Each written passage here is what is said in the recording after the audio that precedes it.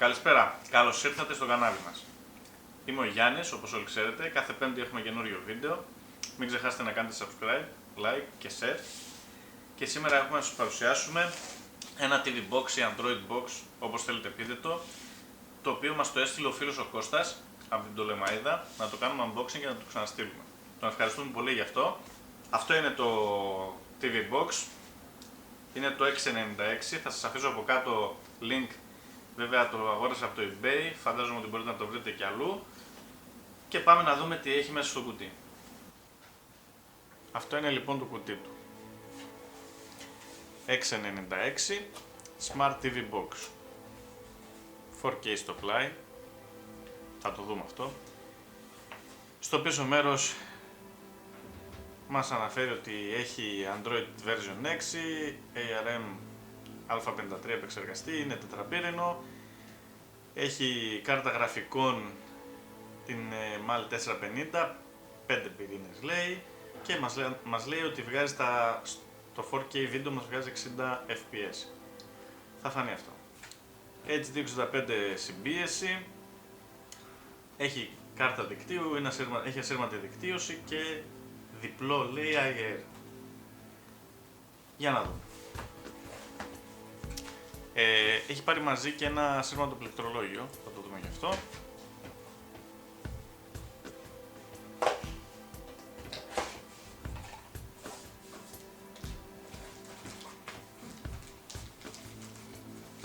Ας το δούμε τελευταίο.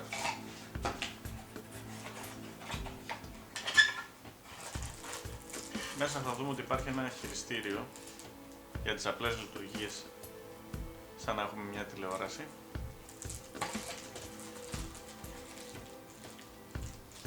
Το τροφοδοτικό του,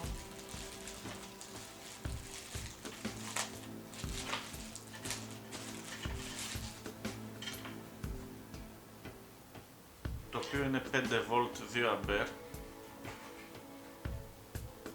πράγμα που σημαίνει ότι μπορούμε άνετα να βρούμε σε περίπτωση που έχουμε κάποιο πρόβλημα με το τροφοδοτικό. Χρησιμοποιούν το ίδιο τροφοδοτικό όλα τα tablet, 5V 2A. Το βίσμα βέβαια θα χρειαστεί κάποια μέλη. Έχει μέσα ένα HDMI, συνήθως τέτοιες συσκευές δεν έχουν. Ένα εγχειρίδιο χρήσης, το οποίο είναι στα αγγλικά. Πολύ ωραία.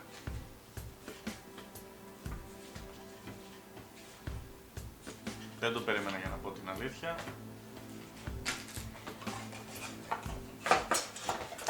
Ας δούμε και το πληκτρολόγιο το οποίο θα χρησιμοποιήσει ο φίλος μας ο Κώστας.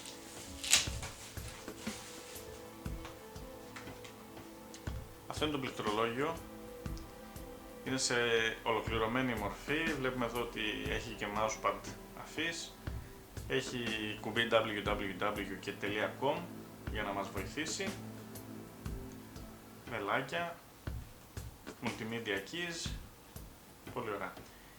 Και δεξιά αριστερό κλικ. Ωραίο αυτό, μπορείς να το χρησιμοποιήσεις και στον υπολογιστή δηλαδή. Πίσω θα δούμε ότι παίρνει δύο μπαταρίες 3α και αυτό είναι το USB του.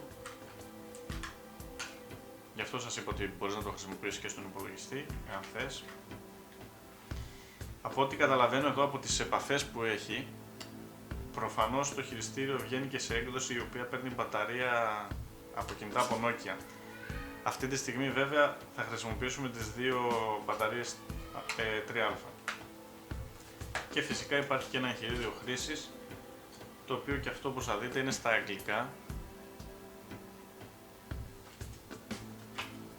Πολύ ωραία.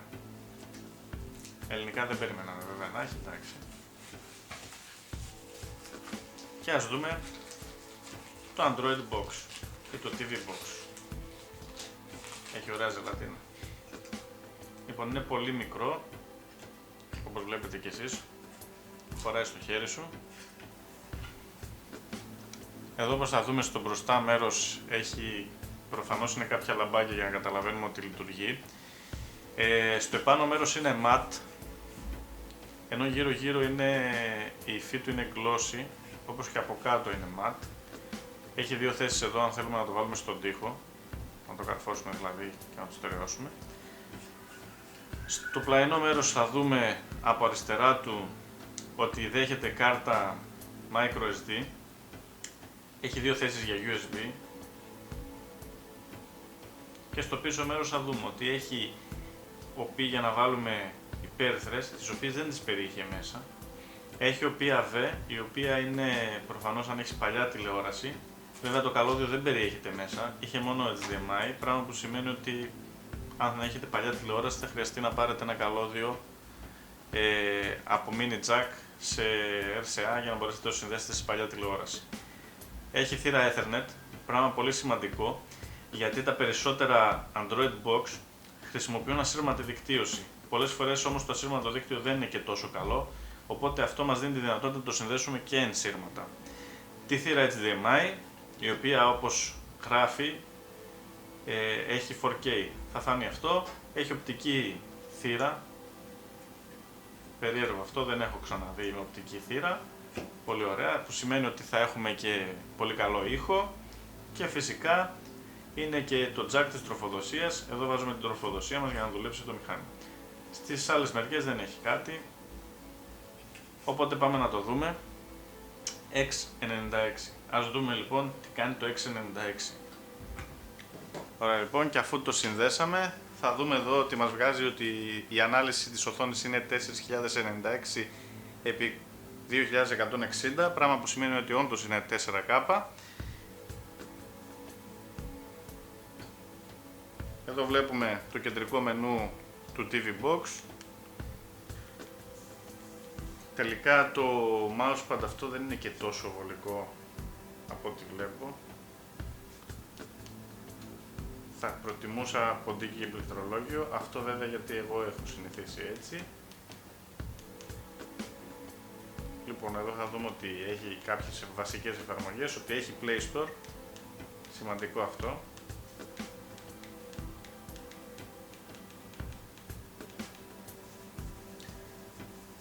YouTube, Skype, βλέπω ότι έχει διάφορες εφαρμογές και ας δούμε.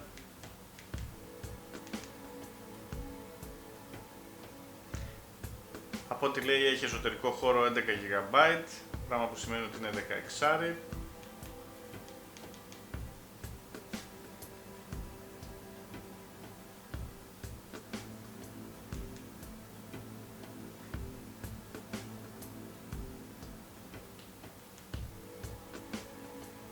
Ωραία, βρήκαμε τρόπο να κουνήσουμε το ποντίκι, βέβαια δεν είναι τόσο απλό. Η εμβέλεια του δεν είναι τόσο μεγάλη, γιατί βρίσκομαι ακριβώς στα 3 μέτρα και όταν πάω λίγο πιο πίσω βλέπω ότι ζορίζεται να το χειριστεί. Ίσως φταίνει και τα διάφορα σύρματα που έχω στο χώρο. Βέβαια εδώ βλέπουμε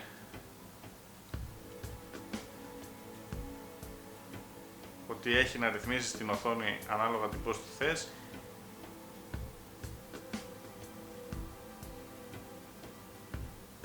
Βλέπετε εδώ ότι έχει 4K 60Hz και είδα και κάτι το οποίο με παραξένευσε, γράφει ότι έχει HDR, αν ισχύει φυσικά αυτό.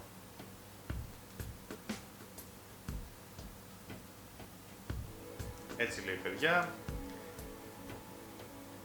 ελπίζω να ισχύει.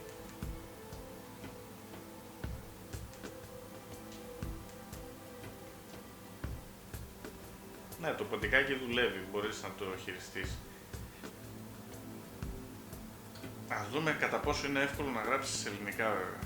Γιατί κάποιος είπε στον Κώστα ότι δεν μπορείς να γράψεις σε ελληνικά.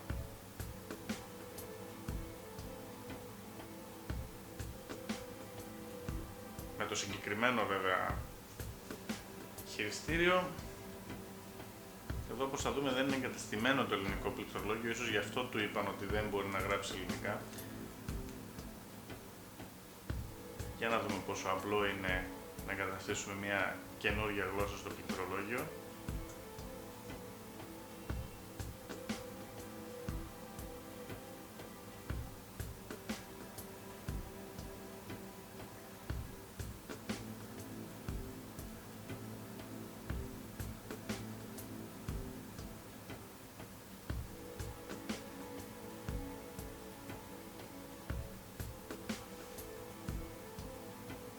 Και εδώ θα ανακαλύψουμε ότι η οθόνη όντως ήθελε ρύθμιση, γιατί τρώει κάποια πράγματα.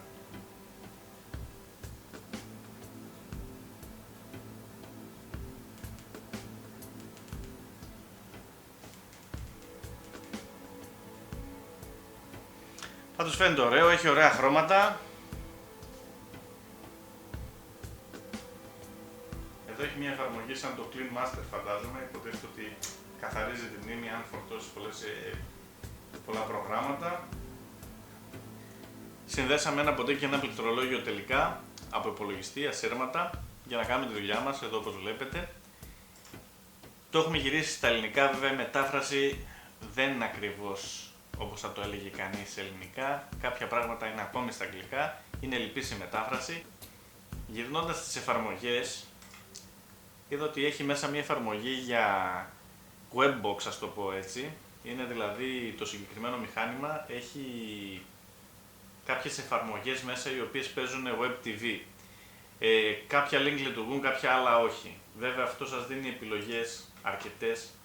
Εδώ πέρα όπως θα δείτε υπάρχουν σπορ, υπάρχουν μουσικές, υπάρχουν διάφορα, τα οποία κάποια από αυτά τα δοκιμάσαμε, λειτουργούν, που σημαίνει ότι μπορείτε να δείτε τηλεόραση μέσω ίντερνετ. Φυσικά δεν είναι μεταφρασμένο τίποτα, δεν υπάρχουν υπότιτλοι για τίποτα. Παρ' όλα αυτά, εάν είστε γνώστης ή αν θέλετε να δείτε κάποια βίντεο κλιπ, μπορείτε να τα δείτε. Πολύ ωραίο, δεν το περιμένα, μας εξέπληξε αυτό. Εδώ υπάρχει και η εφαρμογή του Netflix. Μπορείτε να συνδέσετε το λογαριασμό σας και να δείτε τηλεόραση μέσω Netflix. Πολύ ωραίο και αυτό. Αυτά ήταν λοιπόν.